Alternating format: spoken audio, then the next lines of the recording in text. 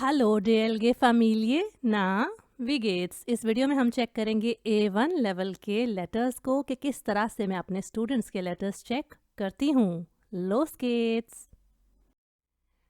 सबसे पहले A1 की लेटर राइटिंग से रिलेटेड कुछ बेसिक इन्फो हो जाए और उससे रिलेटेड कुछ टिप्स। A1 के एग्ज़ाम के टोटल 60 मार्क्स होते हैं, उनमें से 10 नंबर होते हैं लेटर को लिखने के। तो इससे हमें पता चलता है कि लेटर को लिखना और अच्छे से लिखना कितना ज़रूरी होता है। एक काम जो हमें करना है वो ये है कि लेटर के टास्क को ठीक तरह से पढ़कर समझना है। उसको पढ़कर हमने ये चेक करना है कि लेटर कौन से टाइप का है, क्या वो फॉर्मल है, इनफॉर्मल है, क्या वो फ्रेंड को लिख रहे हैं, बॉस को या टीचर को लिख रहे हैं, या क्या वो ज़्यादा फ्रेंड्स को लिखा जा रहा है। तो इस तरह के लेटर्स को डिफरेंट हमें लिखना आना चाहिए। एक चीज़ जो हमारी मदद कर सकती है वो ये कि हम आइडियाज़ लें लेटर के टेक्स्ट में से ही कि किस तरह से हमें सेंटेंसेस बनाने हैं।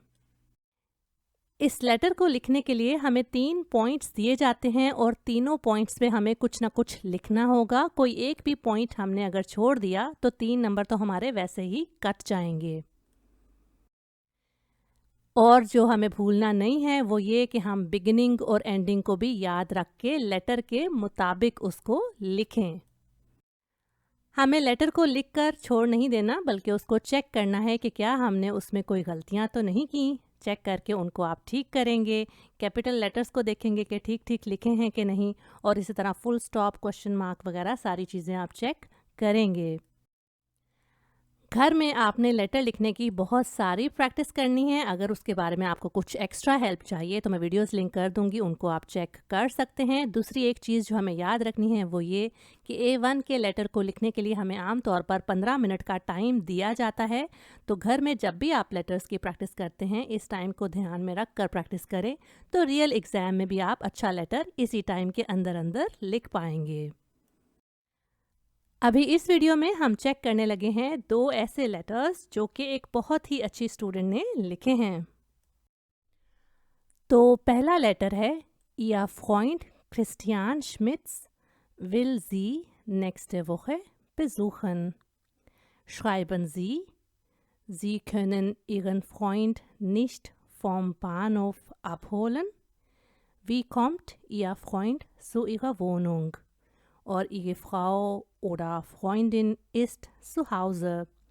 तो आपका दोस्त जिसका नाम ये है वो आपको अगले हफ्ते मिलना चाहता है, विज़िट करना चाहता है ना। मिलने की तो जर्मन होती है ना ट्रेफन, तो बेज़ुखन टू विज़िट। तो उसको लिखें, यानी आप लिखें बेसिकली कि आप अपने दोस्त को रेलवे स्टेशन से पिक नहीं कर सकते।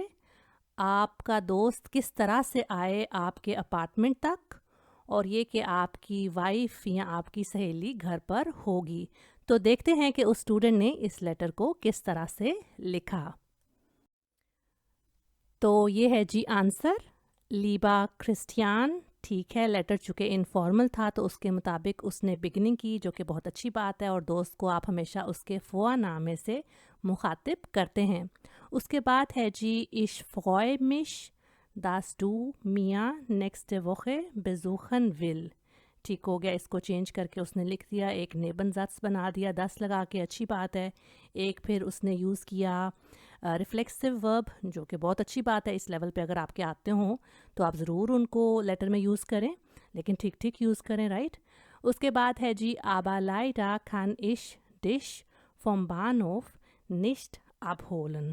ठीक हो गया, पहला पॉइंट उसने लिख दिया कि अनफॉर्चुनेटली मैं तुम्हें रेलवे स्टेशन से पिक नहीं कर सकूंगी या गा जो भी। वाइल इश zur Arbeit gehen muss। Okay, फिर से एक नेबनजात ज़बरदस्त हो गया वाइल लगा के। Du kannst den Bus, आगे नंबर कोई भी लिख सकते हैं आप, zu meiner Wohnung nehmen। ठीक है, तुम बस नंबर ये ले सकते हो तो मेरे घर की तरफ आने के लिए। उसके बाद है जी, meine Frau ist zu Hause, इसी को चेंज कर दिया कि मेरी वाइफ घर पर है। und wir können zusammen zu Abend essen, हम फिर मिलकर शाम का खाना खाएंगे। bis bald, जल्दी ही होती है मुलाकात।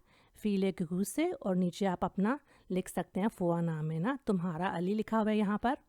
तो आपको क्या लगता है कि इस लेटर में कितनी गलतियाँ हैं? यहाँ पे पॉज करके चेक करें, उसके बाद देखते हैं कि क्या क्या करेक्शंस होने लायक हैं इस लेटर में।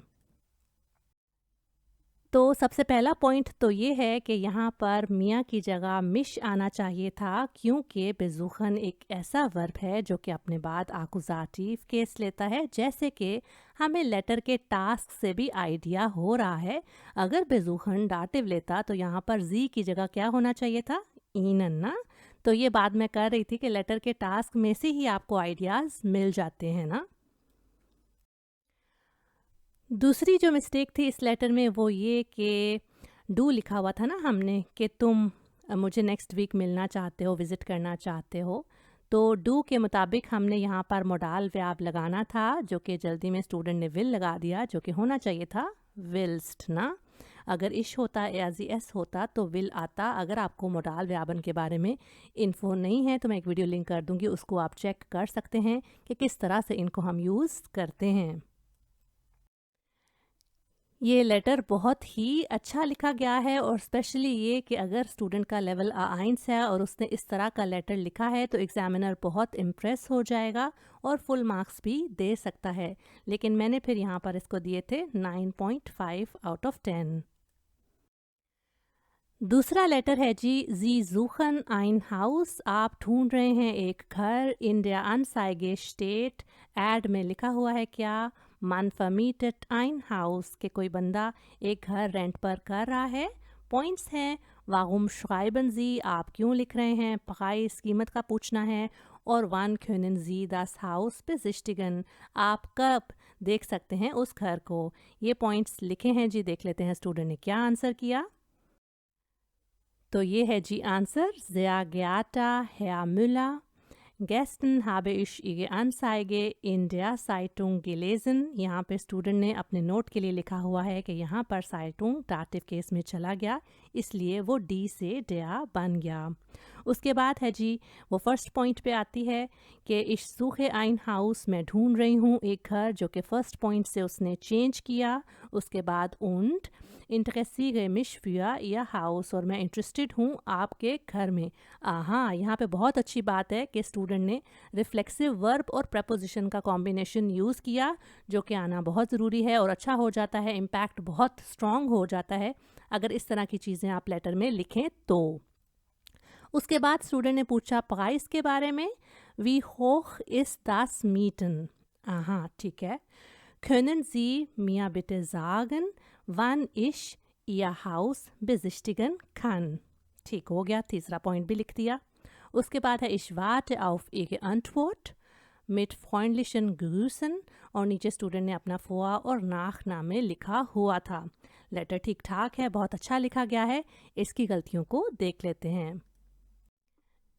ये लेटर भी बहुत अच्छा लिखा गया था और इसमें जस्ट एक छोटी सी मिस्टेक थी, वो ये कि जल्दी में इस्ट की जगह इज़ लिख दिया, जो कि इंग्लिश में होता है, जर्मन में नहीं। और 10 मीटन की जगह हमने लिखना था डी मीटे, और फुल स्टॉप नहीं लगाना था, एक क्वेश्चन मार्क लगाना था, क्योंकि ये एक सवाल है। तो वी होख इज़ डी मीटे, how high is the rent ना, किराया कितना ज़्यादा है। और ये आप नोट करें कि यहाँ पर बहुत ही इंटरेस्टिंग एक सेंटेंस टाइप यूज़ की गई है, जो कि है इनडायरेक्ट क्वेश्चन, और ये भी नेबन जेड से होते हैं, यानी इनमें हम जब बनाते हैं तो सेंटेंस के एंड पर चले जाते हैं वर्ब्स ना। ठीक है, तो इस तरह करके लिखा गया था ये। आप देख लेते हैं कि इसको कितने मार्क्स मिले। इस लेटर को भी 9.5 मार्क्स मिले।